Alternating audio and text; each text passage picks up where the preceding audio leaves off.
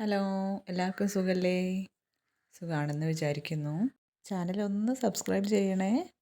അപ്പോൾ നമ്മൾ ഇന്ന് ഉണ്ടാക്കാൻ പോകുന്നതേ ഒരു നെയ്ച്ചീര കറിയാണ് കേട്ടോ. നെയ്ച്ചീര എന്ന് പറയുന്നത് പറമ്പിലൊക്കെ മുളച്ച് വരുന്ന ഒരു ഇലയാണ്. മഴക്കാലത്തൊക്കെ ഇങ്ങനെ തനിയെ പൊട്ടിമുളച്ച് ഉണ്ടായിക്കോളും.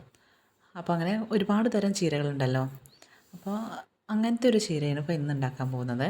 അപ്പോൾ ആദ്യം നമ്മൾ ചെയ്തത് എന്താണെന്ന് വെച്ചിട്ടുണ്ടെങ്കിൽ ചക്കക്കുരു പരിപ്പും വേവിച്ചിട്ട് അതിലേക്ക് ഈ മഞ്ഞൾപ്പൊടിയും മുളകും പൊടി ഉപ്പ് ഇതെല്ലാം ഇട്ടൊന്ന് മിക്സ് ചെയ്ത് അത് തിളപ്പിച്ചു. ആ തിളച്ചതിലേക്ക് കഴുകി വൃത്തിയാക്കി വെച്ചിട്ടുണ്ടായിരുന്ന നെയ്ച്ചീര ഇട്ട് കൊടുക്കുക.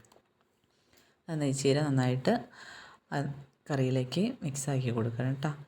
അതിങ്ങനെ അമർത്തി വെച്ച് കൊടുത്താൽ കുറേ ഇലകൾ നമുക്ക് ഇടാൻ പറ്റും.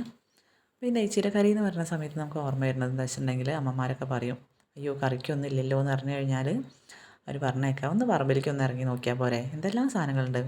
കുറച്ച് തേങ്ങയും അതേപോലെ തന്നെ കുറച്ച് മല്ലിപ്പൊടിയും മുളക് പൊടിയും മഞ്ഞൾപ്പൊടിയും കുറച്ച് പൊടികളൊക്കെ ഉണ്ടെങ്കിൽ തന്നെ എന്ത് ചെയ്യുക, നമുക്ക് കറി ഉണ്ടാക്കാൻ പറ്റുമല്ലോ എന്ന് പറയും.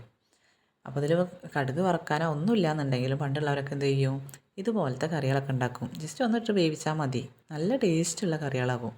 അപ്പോൾ ഇവിടെ നെയ്ച്ചീര വെന്തിട്ടുണ്ടേ. അത് ഒന്നുകൂടെ ഇളക്കി കൊടുക്കുന്നത് എന്താ വെച്ചാൽ അതിൽ പരിപ്പിട്ടിട്ടുണ്ടല്ലോ, അടുക്കി പിടിക്കാതിരിക്കാൻ വേണ്ടിയിട്ടാണ് കേട്ടോ. അങ്ങനെ അത് നന്നായിട്ടൊന്ന് വെന്താൽ മതി, ഒരു പണിയുമില്ല, ജസ്റ്റ് എല്ലാ സാധനങ്ങളൊന്ന് വേവുക.